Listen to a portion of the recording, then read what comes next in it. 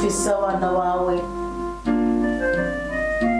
Turagushimiye kuri ingabirano y'ugusenga tubikunze uduhaye muri iri zamu ryo hagati ya saa 9 na saa 12, kandi ukabuduhera ubuntu bwawe, impuhwe zawe, urukundo rwawe n'imbabazi zawe.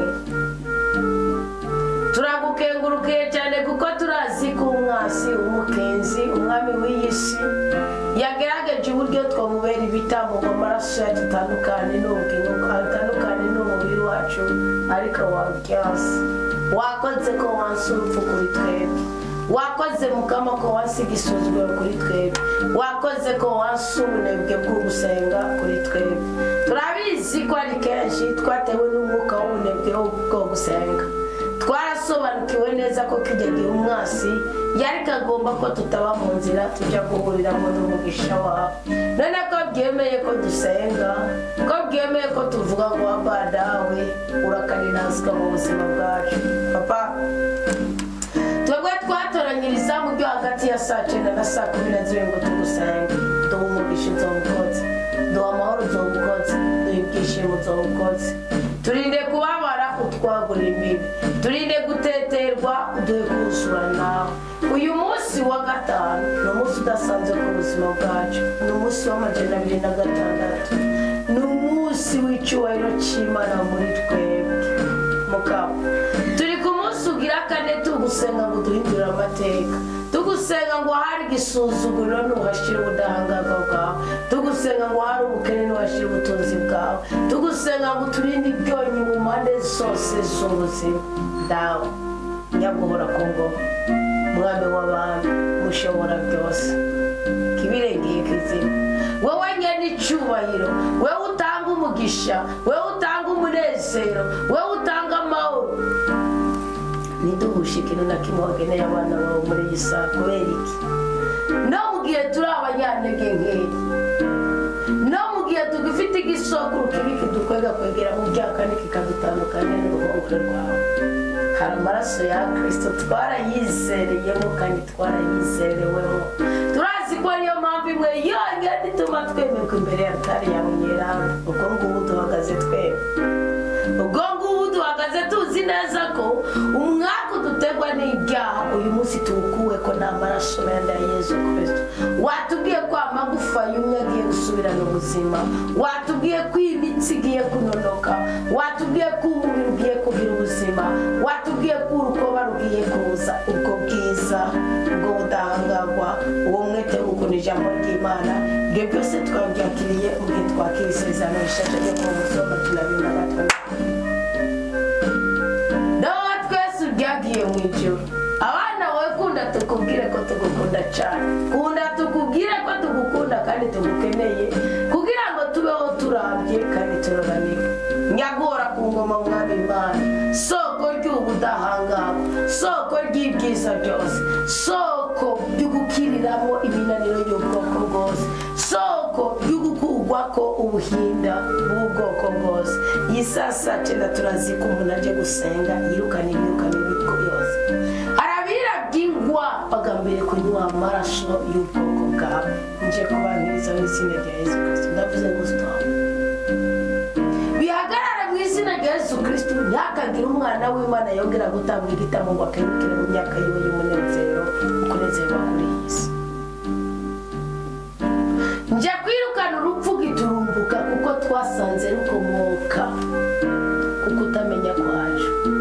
Sinarinzi ko dufite ubutware, ububasha n'ubudahangarwa bwo kwirukana urupfu mu izina rya Yesu Kristo.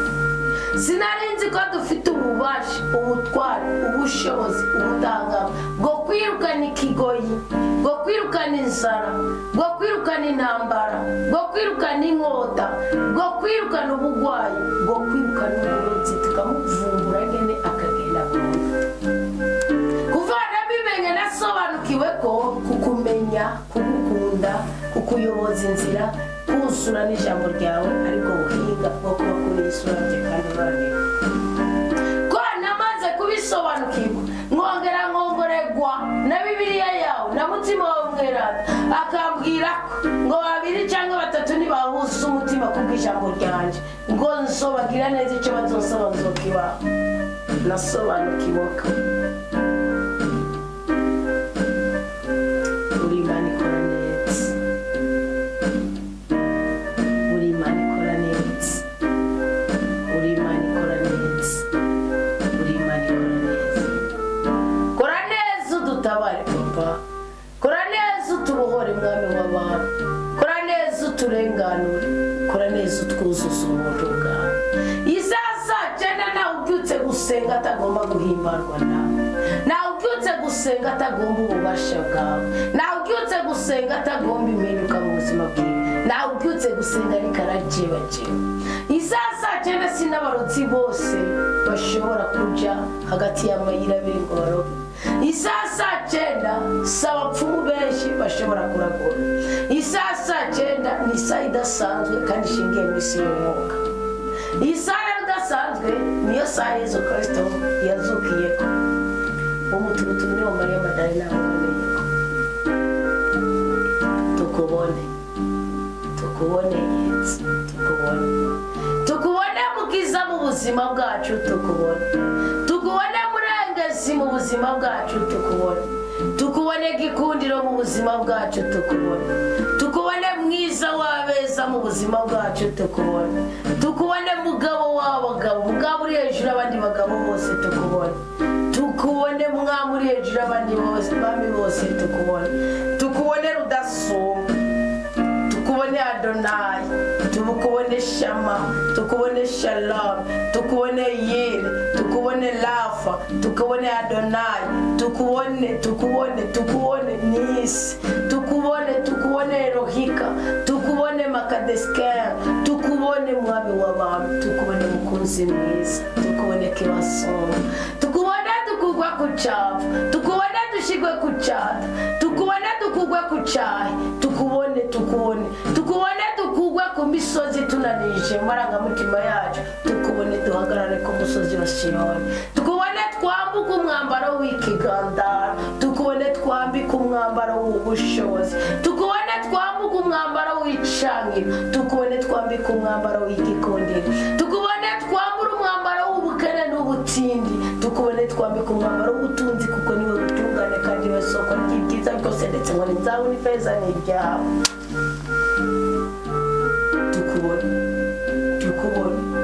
Tukubone muhoza w'imitima, tukubone isasa cyane tukumva uririmbwa muri za mborego zacu, tukubone isasa cyane tukumva uhayagizwa muri za ndaya zacu, tukubone isasa cyane tukumva uhayagizwa muri ba banyeshari bakubitwe n'ukuri kw'ijambo ryawe, bakira impinduka kuko uri Imana igira neza. Jewe nkwibonere numva umurozi ari guhinduka, ari gushinga intare, numva umurozi ari kubura amahoro kuko sindi mumwipfuriza ibyishimo n'amahoro, ntarya Amerika ntarya kwiriye. Tukubone nyagora tukubone wa munyentsinzi, tukubone kugira ngo dutsindishe ibitsi, tukubone wa munyembaraga, tukubone kugira ngo dufate ukuboko, tukubone wa mutabazi, tukubone kugira ngo tubere ubuhungiro, tukubone wowe rutare, tukubone kugira ngo dushire imihota, tukubone ibishambara tubikungure, tukubone twambika umwambaro w'ubudahangarwa, tukubone kugira ngo intambara zose zikorwe ku buzima bwacu. Ndabizi ko bwemera, gusabye tukubone ngo amaguru yacu ngaraga, gusabye tukubone kugira ngo amahoro yacu ngere yuzuye imitima twarayagenewe, waramukije gatatu abigishwa bawe, tukubone kugira ngo ibihimba byacu byangiritse bikundike, tukubone duhindurirwa amazina, tukubone nta mwigisha yigeze yigisha Burayimu ngo umwami w'amahoro Melkisedeki ngo azoba asuku, ngo azoba yambaye uko, ngo azoba avuga uko, ngo azoba ameze uko, ariko ufite ukuntu ubikora mugabo, ufite uko ubigenza, ufite uko wabikora. Tukubona abo turiko turasengera bakugwe ku cyavu, tukubona abo turiko turasengera basubizwa ubuzima, tukubone uyu mwana wawe yisabira gucandukana wanje nawe gucambu cy'umugisha n'umugwiza bone byawe byanje kwisabanya kwanje ugusambana kwanje ubutinganye bwanje Mana je gufata biruhuka ubutinganye kandi uzobukoze uko ubutinganye bagabo ko bakurongora ni bagabo igitsina gabo kigomba kurongora ikindi gitsina gabo igitsina ga Yesu Kristo turasukubuja turasukubugome kubonera kuboneka ndetse no kujyana cyose cyane cyane twe dufite ishusho yawe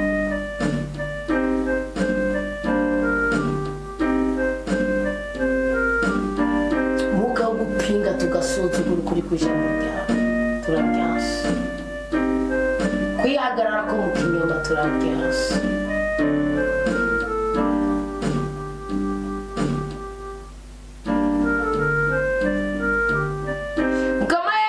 gusengera mu izina ryawe ko niryo ryonyine ritananirwa kandi ridasuzugurwa Yesu twumve kandi twumvire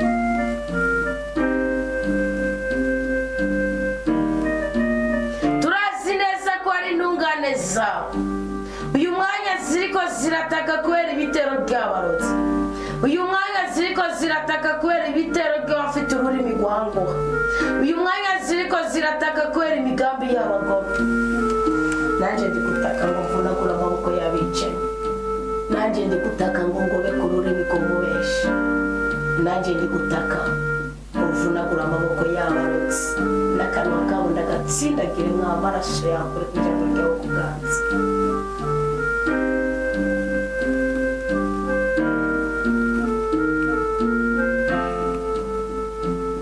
turazi neza ko hariho byinshi bitubera intambamyi mu buzima bwacu ariko muri izo ntambamyi niho tuje gukomerera kubera iki wowe wese atokomezwa nawe niyo kwama yakomerewe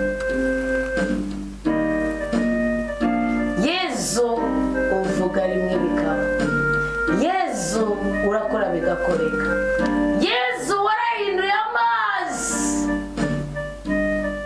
abo umuvinyu uryoshye gusumba uwo bari baraganishije bariko bategura ubukwe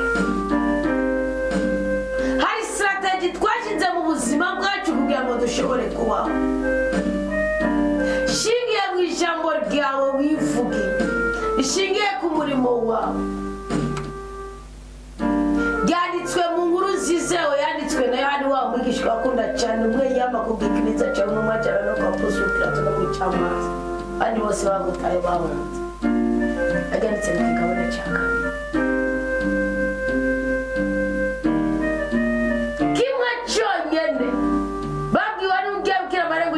mucumvire kugamuruka byonyine bakavoma amazi bakuzuza impange zari zihari byari bihagije ngo baronke umupfumu ubahagije kandi uryoshye gusumba ubwa mbere Kristo ndemera ntakekeranya ko uyu mwanya ubishatse uduryohereza ubuzima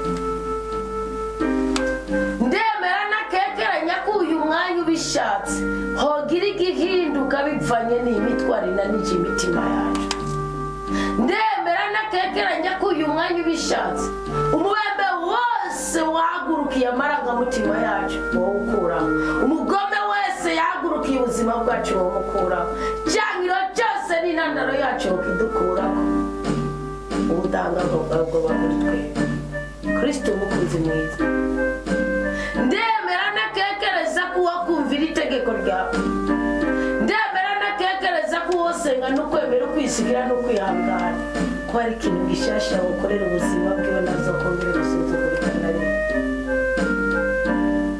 ni we ngabire idasanzwe twese utandukanye na data na mutima wa data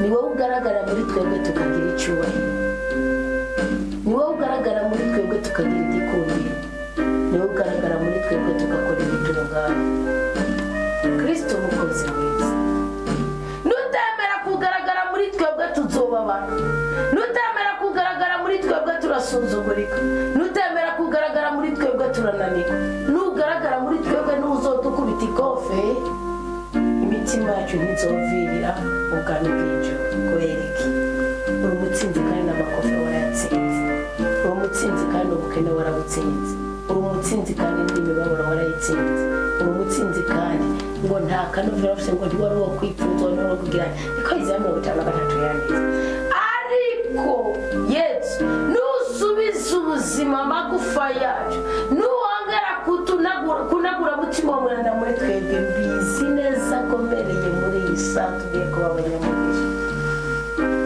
twatembereye henshi twaronderereye henshi twazungurutse henshi twaratarataje bihagije ntitwigeze turonka icyo hembura ubugingo bwacu uyu munsi tuguha ndaje guhanura kugira ngo amagufa yumye asubizwe mu buzima iyi sasa cyane ndaje guhanura ingumba ngo ntizibyare turakeneye abana bubaha umukama bavuye mu masengesho iri joro twabyutse iri joro twaraye aya mafungo dufise uyu munsi wa kane dusenga ubu guhora tuzirikana ibyo wadukoreye mu kwezi kandi tukagusaba n'umugisha w'ukwezi gukurikira bitubyariza umusaruro Yesu zo ukwezi turabikwisabira bitubyariza umusaruro zo gukunda aba basore bawe bibabyariza umusaruro bareka guhura n'incira ngo ni abagore bareka guhura n'incira ngo ni abasheke bareka guhura n'incira ngo nabo bagiye gushira mu nzu bareke guhura n'incira ngo ni bagakora mutima bareke guhura n'incira ngo ni ba nyina w'abana babo tugirira agashya abana bawe mwe wese umuhembure mu byo kwipfuza twasanze ibirori byo muri iyi si bishobora kuduteza amakuba bikarangira tubabaye gusoma uko twabyibaza ngoje dusanga iyo tubibiye muri wewe dusanga iyo tunagiye muri wewe ngo wari umeze nk'umutsi uwo mutsi ngo urakora ndabizi neza ko Yesu bishatse hari ikintu gishasha gukora mu bana bawe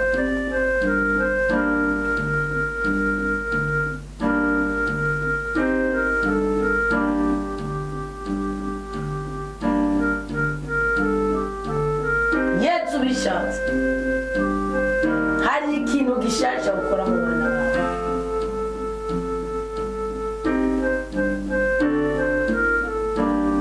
Yesu bishatse hari ikintu gishasha gukora mu bana bawe Yesu bishatse uyu munsi woturyohereza ubuzima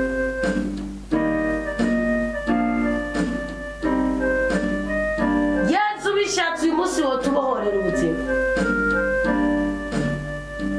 Yesu bishatse uyu munsi woduteturura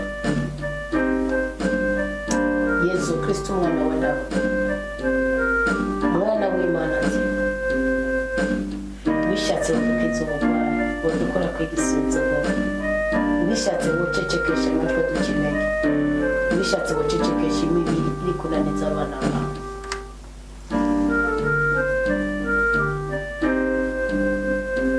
uyu muturuturu turashaka kwitandukanya n'igisokuru cyatubujije ko hari icyo duhereza amaboko yacu tuje kuguruza ikirere cyiza ku buzima bwacu ibyo wavomereye mu marangamutima yacu ntabwo biduhangayikishije kuko nawe iyo utegetse birategekeka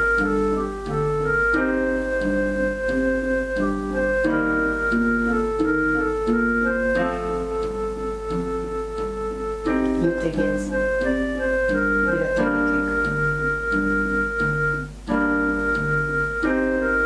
iyo wirukanye indwara ziragenda iyo ugwijije umugwiza urahana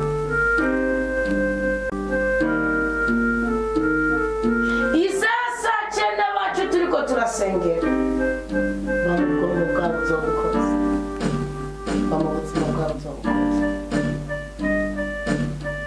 imyuka mibiri kubahuhiramwo imikoshi bwabusha ubujyanye niserwe mu izina ryawe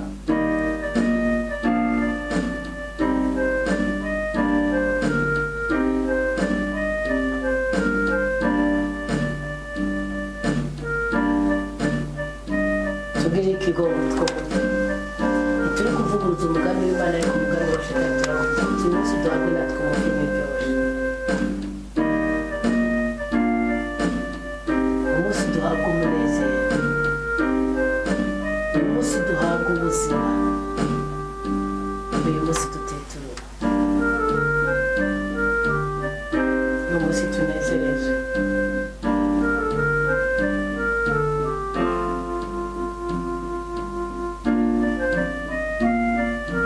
Twemerera inzuzi z'amazi abenshi aho zitembe ziva muri twebwe, ntacyo tuzogereranya bene wacu. Nuturengeje mu bwato bwacu tuzabana, nutubabara ibyaha byacu natuzabana.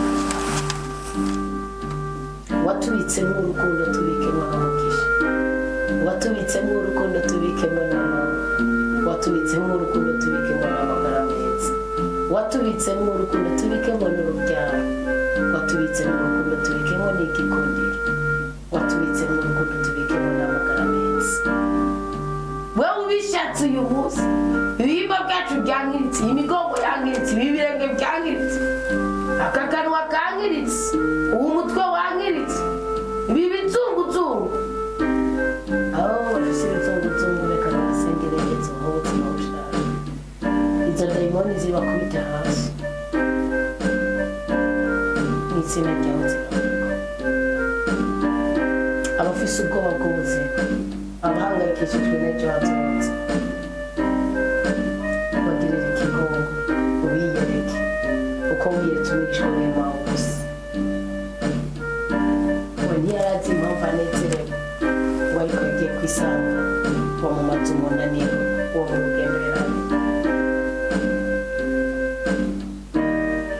Yezu ikaruhura k'imitima yacu, Yezu uri igisubizo mu bibazo byacu byose, Yezu uri inyishu mu bihanamira imitima yacu yose, Yezu uri inkingi n'inkinzo ku ntambara zose ziza kurwanya ibyishimo byacu. Twisabira ikintu Yezu twere kurangwa n'amaraniro ku uyu munsi witubwira umunsi mukuru ejo neza. Turashaka kutwuguriza ikirere cyiza mu kudukorera akantu gashashe twakoze. Tumaze iminsi tuganira tukagutega amatwi ingene twakuguriza ikirere cyiza mu buzima bwacu. Kuri uyu munsi wa kane w'amasengero tubisabiye agasiripurize, mu rudandazwa rwacu agasiripurize, mu ngo twubatse agasiripurize, mu mihamagaro yacu agasiripurize, mu kwigisha ijambo ry'Imana agasiripurize, mu kwigisha ijambo ry'Imana agasiripurize, mu kwigisha ijambo ry'Imana agasiripurize, mu guhura n'umukunzi agasiripurize, mu ngendo dukora agasiripurize, mu mirimo dukora agasiripurize, mu magara make yacu agasiripurize, mu butunzi bwacu agasiripurize. Dutangaze, dutangaze, dutangaze, dutangaze. Iyi ngendo irakeneye umurimo wawe, iyi ngendo, uyu munsi, iki gihe, uyu mwanya. Yezu turabikubwiye, birakenewe ko abigishwa bo basenga, ukagira umurimo ukoze ku mugaragaro, nawe watubwiye ngo hahiriwe abazosenga batamenya ibimenyetso n'ibitangaza. Ariko icyo gitangaza nacyo usanzwe ubikora, ko wabikoreye n'abambere, kandi ko waduhaye ubwo bubasha bwo gusenga amashitani agahunga, bwo gusenga abantu bagakizwa, bwo gusenga abantu bagakira, bwo gusenga abantu bakabohoka, bwo gusenga ibyo kurya bikagwira, bwo gusenga inzara ikagenda, bwo gusenga inkota ikagenda, bwo gusenga urupfu rukagenda, bwo gusenga kuramba no kuranirwa bikaza, bwo gusenga tukuzutswa. Yesu ko ari Imana yamyeho, iriho kandi izokwamaho, itarobanura ku butoni, uwisobanukiwe wese muhe umugisha. Twihera umugisha, twihera umunezero, twihera ibyo byishimo, twihera ako gahimbara. Kandi ndagushimiye ikirere cyiza ku buzima bwacu. Turacakira icyari cyaratunyaze igikundiro no kwemerwa, twitandukanije nacyo. Uko izuba riseruka, umwijima ukagenda, igicu kikagenda, niko umutima w'Imana abaye muri twebwe, imivumo yose n'inkike. Uko imvura igwa, intumo ikagenda, niko natwe dutumuye mu izina rya Yesu Kristo imibabaro, agahinda n'agacinyizo. Uko imvura igwa ibimera bikamera, niko natwe tuzamuye amahoro, ibyishimo, urukundo, igikundiro, ibyiza, kuramba, kuranirwa, kubyara,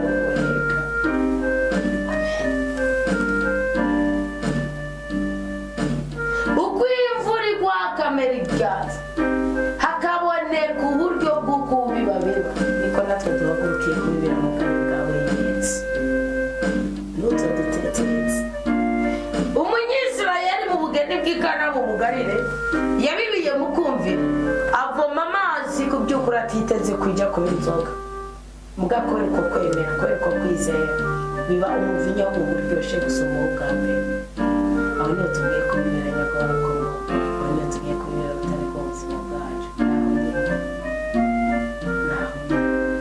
naho nyine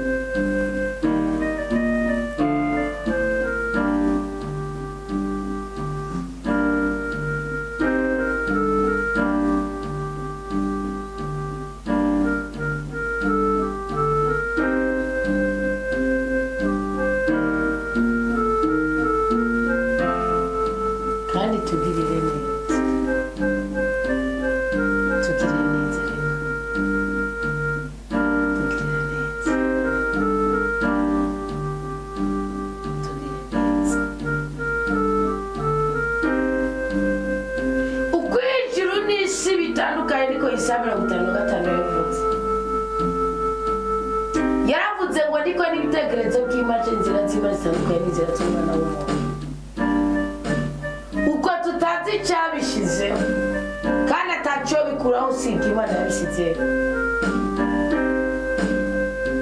niko twemera ko Imana ari izi impamvu twakubititse, impamvu twananijwe, ibisoko biduhama, impamvu byase ko twabona uko Imana ibishaka none dusabye ububasha bwawe ariko tumuhora turengeye imbaraga zacu n'ubushobozi bwacu. Ezekiyeli mu gihe cyo kwakira isezerano rishasha baganyete Ezekiyeli amagufa yumye yosubirana ubuzima aravuga ati Mukama niwe ubizi. Ezekiyeli ari umuhanuzi natwe turihanuriye niwe ubizi twakire tugabe tugenze nk'uko ushaka ariko dukure mu gitutu cy'urupfu, udukure mu gitutu cy'ubukene, udukure mu gitutu cy'icangiro, udukure mu gitutu cy'uruhombo, udukure mu gitutu cy'ubukenyuka, udukure mu gitutu cy'ubugumba, udukure mu gitutu cya kavuyo, udushyire mu budahangarwa bwawe. Icyo tukwemeye ni kugukorera, ni kugushingira inama, ni kutakujyajyana, ni kukumvira.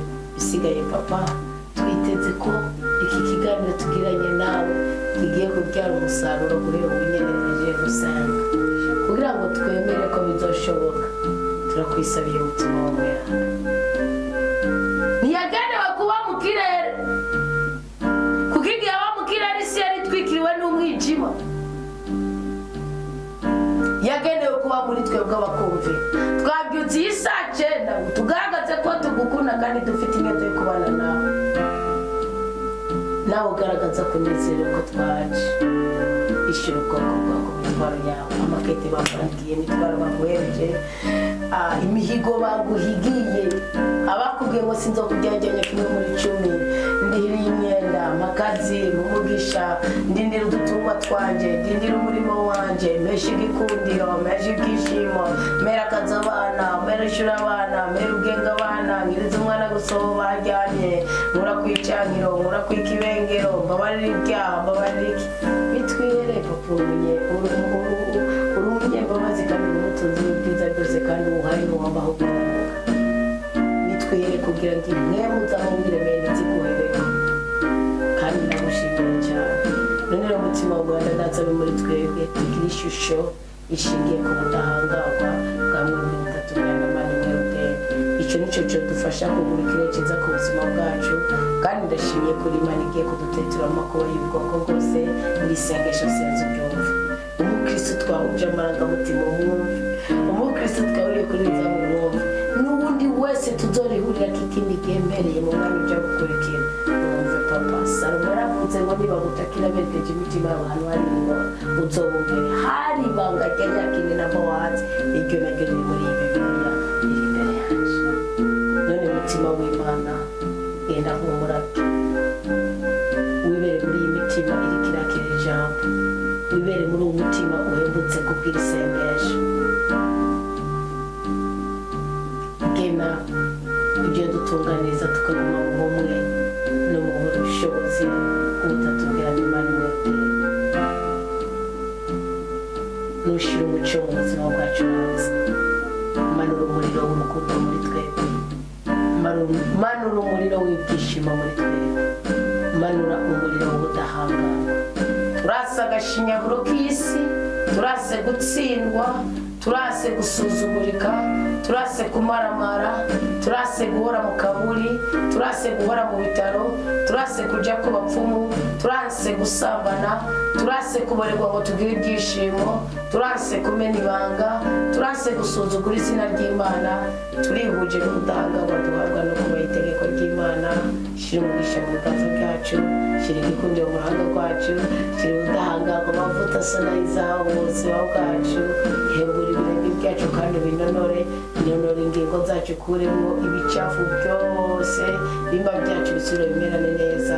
Tugusezeranye kukuniraza, kugushimagiza, kugusenga, kugukunda no kwamana natwe ubu no mu myaka yose ko turi abana bawe. Amen, amen, alleluia. Uduhe umugisha Mukama kandi uherekereshe ibimenyetso n'ibitangaritse byinshi dusengeye muri iri taramo. Twaraheze ko tugufise Imana umutabazi.